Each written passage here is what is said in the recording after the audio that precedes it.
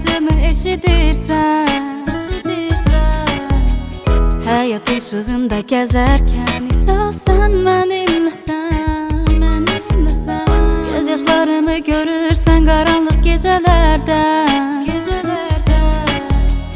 dua etdiyim zaman məni sən eşidirsən, narahat olma deyirsən, mənə rahatlıq verirsən, dərk etməyi öyrədirsən, mənə təsəlli verirsən, narahat olma deyirsən, mənə rahatlıq verirsən, dərk etməyi öyrədirsən, mənə təsəlli verirsən, Rəbbisən.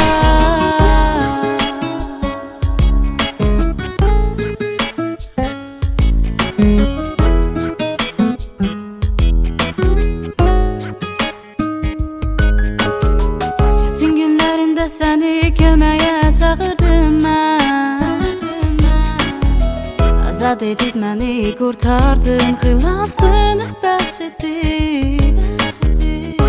Sənin məhəbbətində mən